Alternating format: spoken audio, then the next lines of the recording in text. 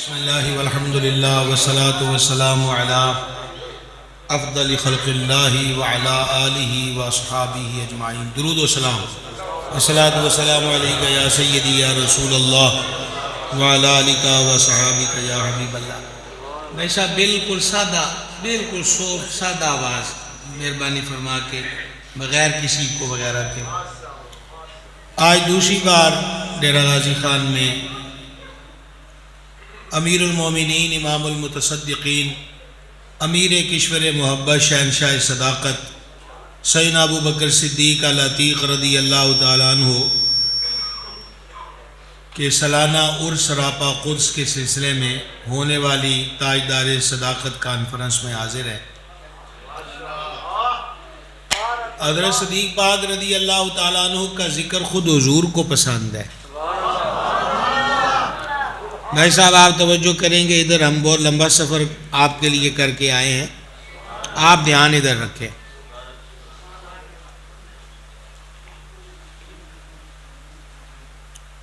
ابھی میں نے آپ سے کیا گزارش کی کہ اللہ رب العزت کے حبیب اقدس علیہ الصلوۃ والسلام کو صدیق اکبر کا ذکر پسند ہے۔ امام ابن عساکر نے اس کو نقل کیا، جان عالم علیہ الصلوۃ والسلام نے اپنے نعت گو شاعر مداح حبیب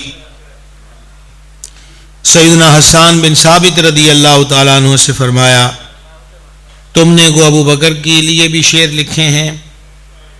عرض کی حضور لکھے ہیں۔ فرمایا ہمیں بھی سناؤ۔ آپ کی توجہ اب بھی دائیں بائیں ہے، سامنے وہ بیٹھے جو ہم سے آنکھیں ملا سکے، وگرنہ علاقہ بدلو۔ وہ بیٹھے جو جس کی توجہ گفتگو پر ہو۔ یہ بہت لمبا سفر کیا ہے، یہ بے رخی کے لیے نہیں کیا، دھیان رکھنا چاہیے آپ لوگوں کو۔ دائیں بائیں دیکھنے سے تو بندہ ویسے نہیں اچھا لگتا۔ یہ بزرگ سلامت رہیں جو ہمیں اتنی دور سے کھینچ کھانچ کے لے آتے ہیں۔ تواڈے منڈیاں دے بس دی گل کوئی نہیں۔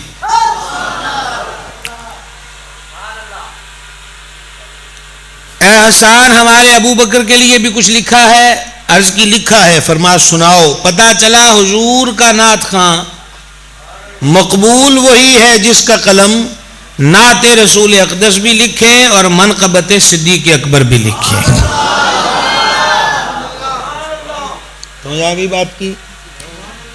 پھر حضرت رضی اللہ تعالیٰ عنہ نے جان عالم علیہ الصلوۃ والسلام کے سامنے کلام پڑھنا شروع کیا۔ یہ مطالبہ حضور کا فرمانا کہ سناؤ، اس سے معلوم ہوا کہ حضور یہ بھی چاہتے ہیں کہ ہمارے صدیق کی شان میں کچھ لکھا جائے، اور حضور یہ بھی پسند فرماتے ہیں کہ ہمیں سنایا جائے۔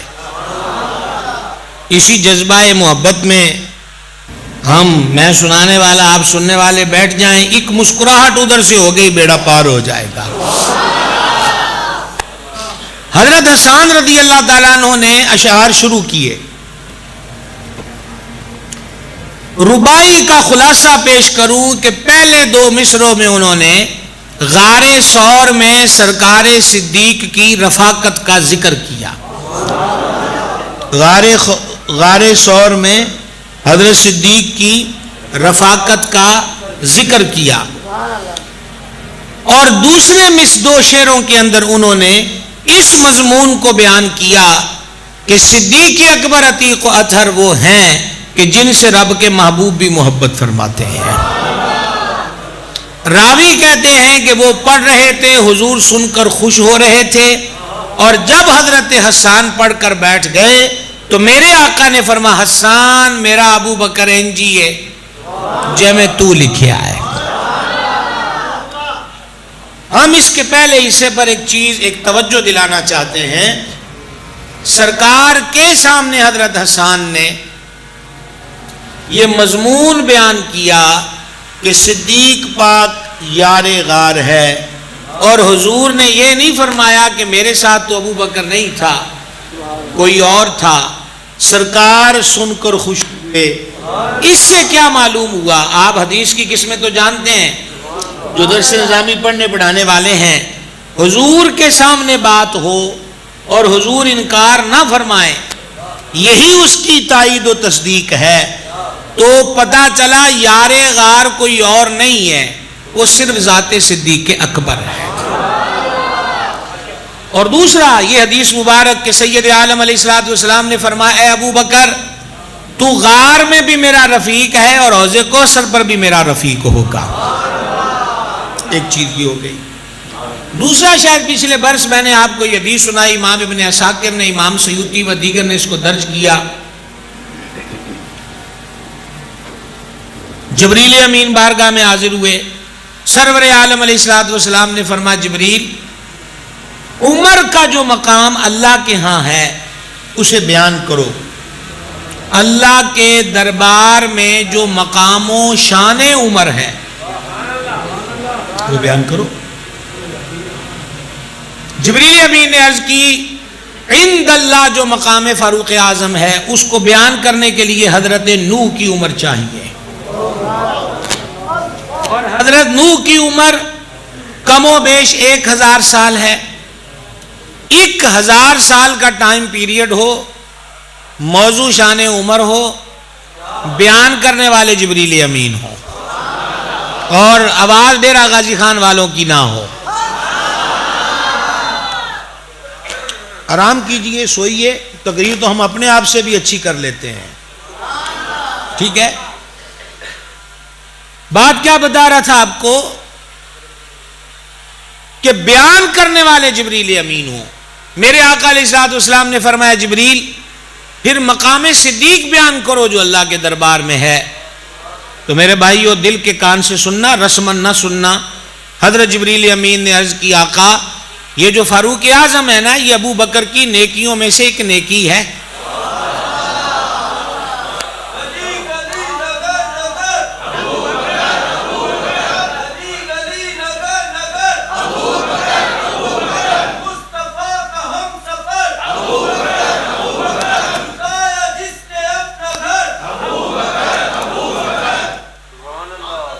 نام تو بڑا پیارا ہے اور آپ بڑا جھجک کے لے رہے ہیں۔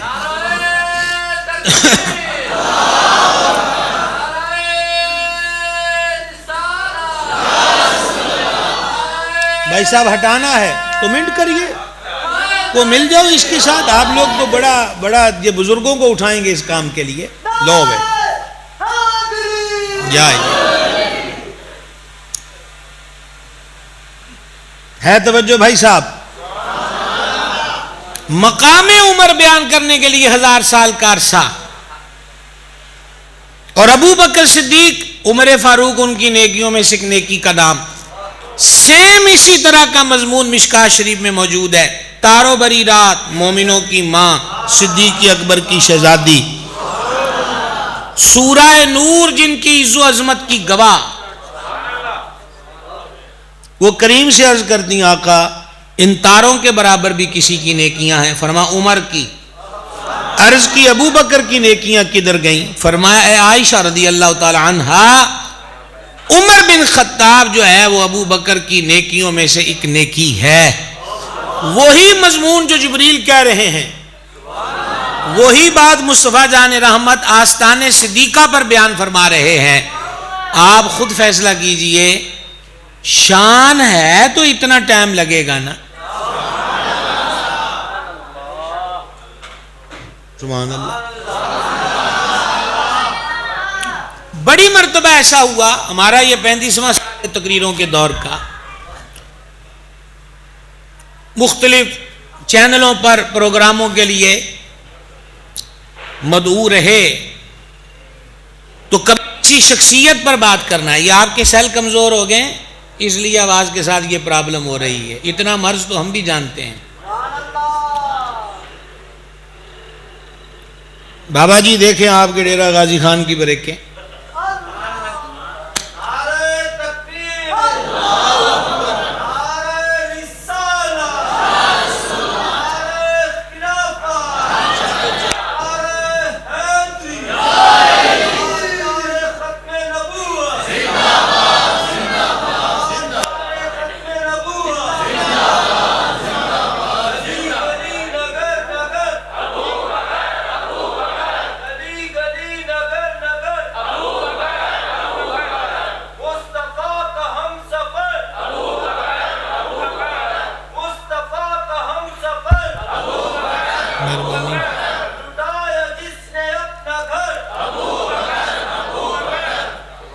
جی بات کیا ہو رہی تھی؟ کوئی یاد ہے؟ ہاں، یہ میں آپ سے گزارش کر رہا تھا کہ کئی مرتبہ جلسوں میں بھی، ریکارڈڈ پروگراموں میں بھی، لائیو چلنے والے پروگراموں میں بھی ہم گئے، اب بھی جاتے ہیں، تو شخصیت پر جب گفتگو کرنا ہو تو سب سے مشکل امر تقریر کی دنیا میں شخصیت پر گفتگو کرنا ہوتا ہے، کیونکہ جب تک آپ شخصیت سے واقف نہیں، ایک، اور آپ کا دل اس سے نہیں جڑا، دو، آپ اس پر بات نہیں کر سکتے۔ اب جن کا تذکرہ ہی ورق دو ورق میں ملتا ہو، مطالعہ کرنے والوں سے یہ بات مخفی نہیں ہے جو میں کہہ رہا ہوں، بہت اوکھی بات نہیں کہہ رہا، کہ بعض شخصیات ہیں کہ جن کا تذکرہ ایک ورقے پہ ملتا ہے، دو ورقوں پہ ملتا ہے، باقی تو پھر پھول بوٹے ڈالنے ہیں نا، ادھر کی ادھر، ادھر کی ادھر۔ اصل تو بنیادی کیا ہے کہ دو ورقے ہیں، ابھی بھی وصل کم کیجئے، دو ورقے ہیں، تو کیا کریں گے؟ کہیں گے کہ مواد نہیں ہے، تو پھر بات کی جاتی ہے جی چلو ماڑا موٹا گزارا تے کرو نا، کوئی ایک گل ادھروں کو ایک گل ادھروں۔ جن کے تذکرے میں کوئی بات نہ ملے ان پر بات کرنا مشکل ہوتی ہے۔ یہاں 1000 سال ایک صدیق کی نیکی کو بیان کرنے کے لیے چاہیے، کچھ ہے تو چاہیے نا۔ یہ میں آپ سے گزارش کر رہا ہوں کہ کچھ ہے نا، صرف کچھ نہیں ہے، بہت کچھ ہے، صرف کچھ نہیں ہے بلکہ بہت کچھ ہے۔ لہذا میں نے ابھی جو شہ سرخی قائم کی تھی کہ حضور پسند فرماتے ہیں کہ صدیق اکبر کا ذکر ہو، اس کے لیے میں نے آپ کو حضرت حسان والی روایت بھی سنا دی، حضرت جبریل امین والی بھی سنا دی، اور چلتے چلتے شیخ سرہند مجدد الفسانی شیخ احمد فاروقی سرہندی رحمت اللہ علیہ، ان کی ایک بات سن لیں جس سے مضمون مزید واضح ہو جائے گا کہ حضور کو اس گھر سے کتنا پیار ہے، اس گھر سے کتنا پیار ہے۔ حضرت مجدد صاحب فرماتے ہیں میں فاتحہ کرتا تھا، فاتحہ کا مطلب ہمارے ہاں جیسے بولتے ختم دلانا، تو جب دعا کا وقت آتا تو بولتے میں نے اسپیشلی بالاہتمام بالانتظام کبھی ام المومنین صدیقہ کا نام نہیں لیا۔ مجھے خواب میں حضور علیہ السلام کی زیارت ہوئی، سرکار نے مجھ سے چہرہ پھیر لیا، میں نے عرض کی میرا ماں باپ آپ پہ قربان، میرا ماں باپ آپ پہ قربان، میرا ماں باپ آپ پہ قربان، حضور چہرہ کس لیے پھیر رہے ہیں؟ مجھ سے کوئی غلطی ہوئی ہے؟ سرکار نے فرمایا ہم کھانا عائشہ کے گھر کھاتے ہیں، جس نے بھیجنا ہو وہاں بھیجا کرے۔ یہ محبت ہے حضور کو اس گھر کے ساتھ، ٹھیک ہو گیا؟ اب یہ ہے حضرت مجدد الفسانی کی بات، لیکن ہم اور پیچھے جائیں تو نبی پاک علیہ السلام کی سیرت کا حسین باب، سرکار نے کئی پاک بیبیوں کو اپنے نکاح میں قبول فرمایا، شرف بخشا، اللہ نے ان کو امہات المومنین ہونے کا تمغہ دیا، اور اللہ پاک نے ان کے لیے قرآن میں فرمایا نبی کی پاک بیویوں تم عام عورتوں کی طرح نہیں ہو، تم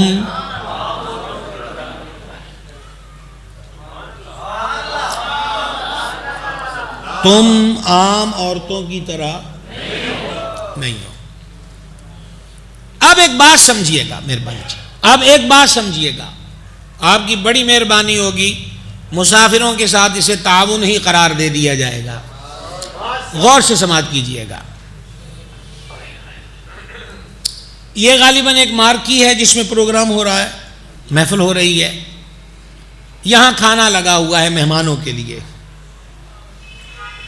ایک بندہ جو یہاں مدعو نہیں ہے، بلایا نہیں گیا، تو وہ جدھر سے مرضی کھانا کھائے، لیکن جب وہ مدعو ہو گیا تو اب اس کے لیے کرسی بھی ہے، ٹیبل بھی ہے،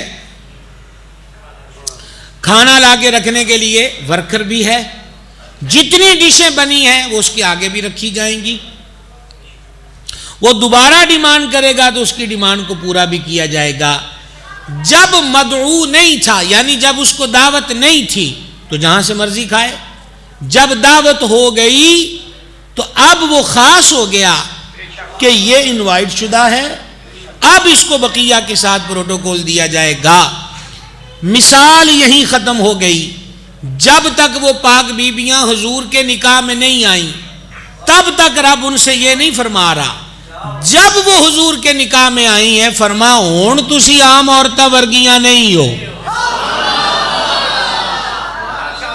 سبحان اللہ الکریم. تم عام عورتوں کی مثل نہیں ہو. بس جی آپ صرف سنیں گے, یہ پیسے ویسے ہوتے رہتے ہیں, ان کو جانے دیں, آپ میری بات کو سنیں. جب تک حرم حبیب میں نہیں آئیں کیا اعلان ہے؟ جب حضور کی زوجہ ہو گئی اب اعلان ہے تم عام عورتوں کی مثل جیسی نہیں ہو. جس دولہا کی سنگت ان پاک بیبیوں کو بے مثال کر دیتی ہے اس دولہا کی اپنی بے مثلیت کا عالم کیا ہوگا. صلی اللہ تعالی علیہ وآلہ وصحبہ وبارک وسلم. اور نبی پاک علیہ السلام نے معاشرے کو بتایا ہے اسلام تنگ نہیں, اسلام محدود نہیں, اسلام کی تعلیمات کمزور نہیں. اسلام کی تعلیمات سال 2 سال 500 سال تک کے لیے نہیں, آج کے 2025 کا اینڈ ہے. دنیا کی جتنی بھی آپ ترقیاں کر جائیں آج بھی رہنما حضور کی شریعت, آج بھی. یہ دقیانوسی کا دین نہیں ہے. میں آپ کو چھوٹی سی مثال دینا چاہتا ہوں. ابھی کرونا کا سیزن گزرا کچھ سال پہلے, تو کس طرح ڈر ڈر کے بولے کھانے سے پہلے ہاتھ دھو لو, کھانے سے پہلے ہاتھ دھو لو. کیا تھیوری ہے کہ اگر جراثیم ہاتھ کو لگے ہوں گے, نوالا لیا تو وہ منہ کے اندر چلے جا سکتے ہیں اور تم اس مرض میں مبتلا ہو سکتے ہو. آپ مختلف کلینکوں پہ چلے جائیں, ہسپتالوں میں چلے جائیں, پرائیویٹ ہوں یا سرکاری, تو وہاں پر پینافلیکس بورڈ وغیرہ لگے ہوتے ہیں کہ ہیضے سے بچنے کے لیے, فلاں وبا سے بچنے کے لیے پہلے ہاتھ دھو لیں اچھے طریقے سے. اور پھر یہ کہ جب ہاتھ دھوئیں تو استعمال شدہ تولیے سے صاف نہ کریں. یہ بات جو 2000 فیس لے کر ڈاکٹر صاحب بتا رہے ہیں, یہ صدیوں پہلے رب کے محبوب نے اپنی سنت سے عطا کر دیا ہے.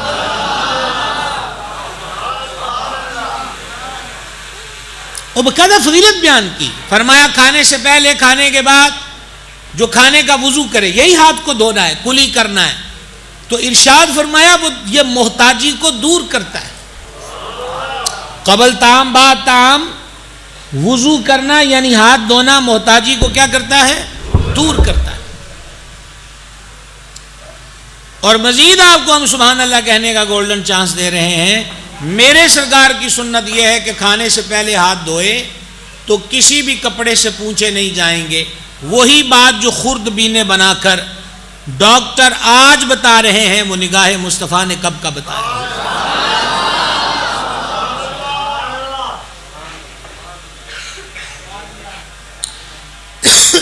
آپ دانتوں کے ڈاکٹر کے پاس چلے جائیں تو وہ ڈاکٹر حضرات ہمارے دانتوں کے بارے میں کیا تجاویز دیتے ہیں. کھانے کے بعد اچھے طریقے سے ٹوتھ پیسٹ استعمال کریں, رات بغیر برش کیے ہرگز نہ سوئیں, کھانے کے بعد دانتوں میں خلال ضرور کریں تاکہ کھانے کی چیزیں جو گیپ کے اندر آ جاتی ہیں وہ بعد میں سڑاند اور بدبو اور تکلیف کا باعث بنتی ہیں وہ نہ ہو. یہ بات جو 5000 فیس بھر کے اس نے بتائی ہے یہ تو صدیوں پہلے حضور کی سنت میں موجود ہے. سبحان اللہ کہنے میں آپ کافی ماہر ہیں, یعنی بہت سوچ سمجھ کر کہتے ہیں. میں آپ کو دین بتا رہا ہوں, میں آپ کو کسی شاعر کے شعر نہیں سنا رہا. میں آپ کو یہ بتا رہا ہوں کہ او مسلمانوں اپنے آپ کو محدود کیوں سمجھتے ہو؟ اس دین کے حسین حصار سے نکلنے کا کیوں سوچتے ہو؟ کس لیے؟ آج بھی بہت سارے ناگہانی حادثات ہوتے ہیں. دھماکہ ہو گیا، تحقیقات کے بعد پتا چلا سلنڈر پھٹ گیا کچن میں. سبب کیا تھا؟ سبب یہ ہے کہ پائپ اس کا کھلا رہ گیا، لیکیج تھی. اور پھر کوئی اٹھا ہے رات کو چائے وائے بنانے کے لیے، تو جیسے ہی اس نے تیلی لگائی تو گیس پہلے سے بھری ہوئی تھی، یہ ہو گیا. کس لیے گھر میں آگ لگ گئی؟ کا بجلی بند تھی، موم بتی لگائی تھی، چراغ لگایا تھا، لالٹن جلائی تھی، یہ پرانی چیزوں کے نام لے رہا ہوں، اور وہ بجھا کر سونا بھول گئے، تو اس لیے فلاں ہو گیا اور یہ ہو گیا اور گھر کو آگ لگ گئی. یہ باتیں جو آج بھی ترقی یافتہ دور میں ہیں، میرے سرکار نے صدیوں پہلے یہ تعلیم اپنے غلاموں کو دی ہے کہ جب رات ہو جائے تو بسم اللہ پڑھ کے دروازے بند کر دو، اور آدھی رات ہو جائے تو چراغ کو بجھا دو، کہ شیطان اس کی بتی کو بڑھا دیتا ہے اور کبھی گھر کے جلانے کا سامان کر دیتا ہے. آنا گلستان میں تمہیں نے چھوڑ دیا، وگرنہ پھولوں میں خوشبو اب بھی ہے.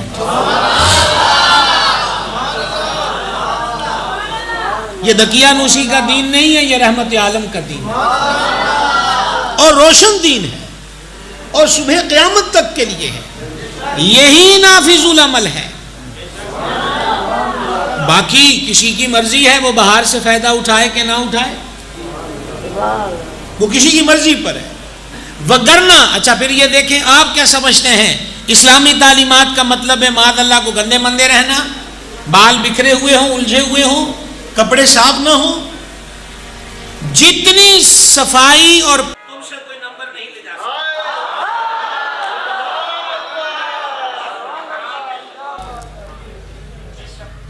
سمجھ آئی یہ بات کی؟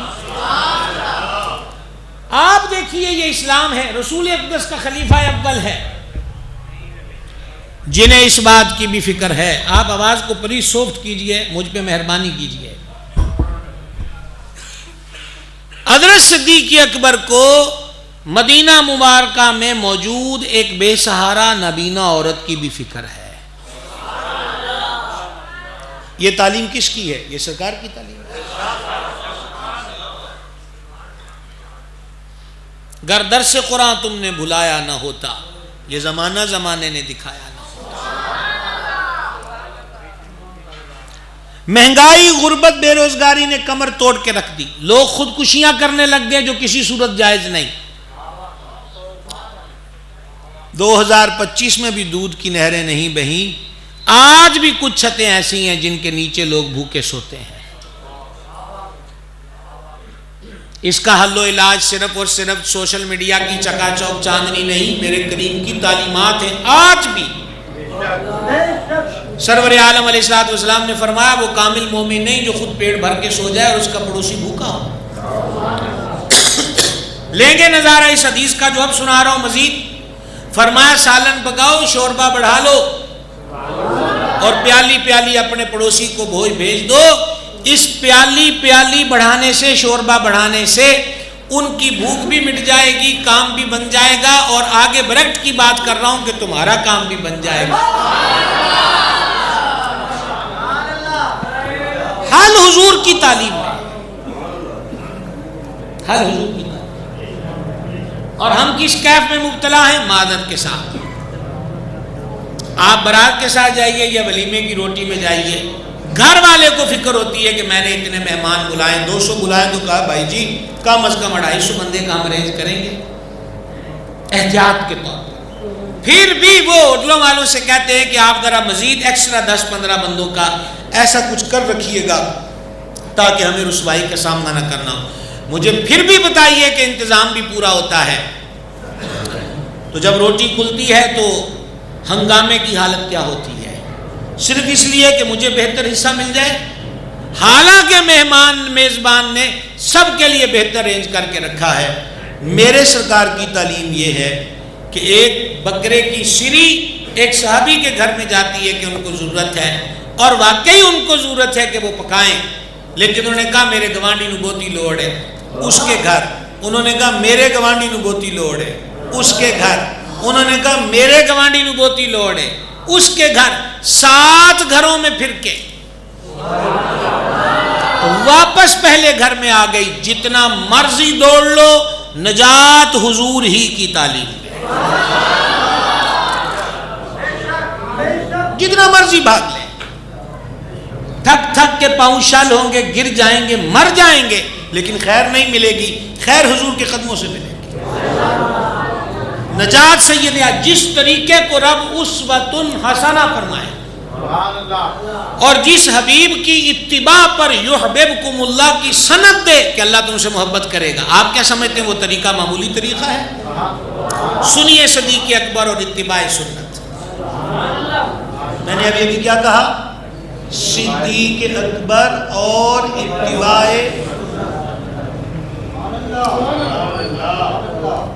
میرے آقا علیہ السلام نے ایک دن فرمایا کہ جو اپنی تہمت کا کپڑا ٹخنے سے نیچے رکھتا ہے اتنا کپڑا آگ کے اندر ہے۔ حضرت صدیق اکبر رضی اللہ تعالیٰ عنہ صحت مند تھے، تو صحت مند بندہ تہمت باندھے تو وہ کپڑا زیادہ دیر پیٹ پہ رہتا نہیں ہے، اس کی بندش کے لیے اسے کچھ نیچے باندھنا ہوتا ہے اور پھر وہ کپڑا ٹخنوں سے نیچے آتا ہے۔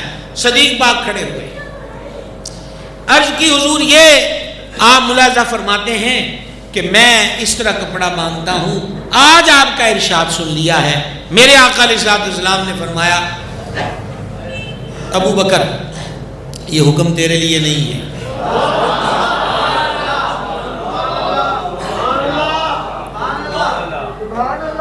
دیکھ رہے ہیں ہم آپ کی ادائیں دیکھ رہے ہیں، ہم آپ کے ناز دیکھ رہے ہیں، ابو بکر یہ حکم تیرے لیے نہیں ہے۔ اگلی بات بہت بڑی بات ہے، آپ حضرات زندگی بھر یاد رکھنا، ابو بکر یہ حکم تیرے لیے نہیں ہے، تو کون سا ایسا تکبر کی وجہ سے کرتا ہے؟ دل صدیق کا ہے، خبر حضور کو ہے۔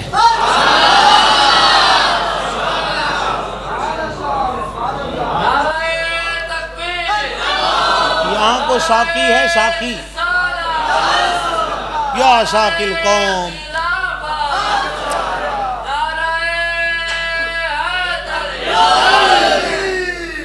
بوتلیں ڈھیر ساری جاتی تو دیکھی ہیں، آئی کوئی نہیں۔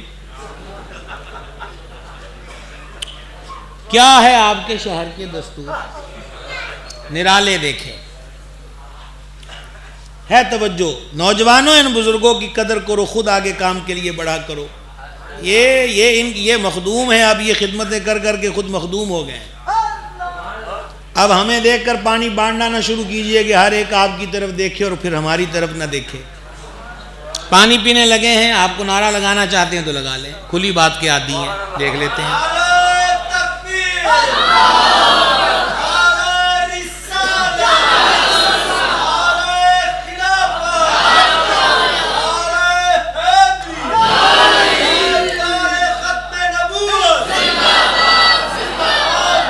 بسم اللہ، آپ چھوڑ دیں۔ ہاں جی جناب، کیا بات چل رہی تھی؟ اے ابو بکر، تو ایسا تکبر کی وجہ سے نہیں کرتا، ہمیں حضور کی آنکھوں پہ یقین ہے۔ آپ نے یہ جملہ بھی ہمیشہ کی طرح قضا کر دیا، ہمیں حضور کی آنکھوں پہ یقین ہے، حضور کی آنکھوں پہ یقین ہے۔ اب ہم کسی بے یقین کی بات پہ یقین نہیں کر سکتے، کیونکہ حضور فرماتے ہیں ابو بکر کے دل پر حضور کی نگاہ ہے کہ تو تکبر کی وجہ سے ایسا نہیں کرتا۔ ایک بات وصال شریف ہے،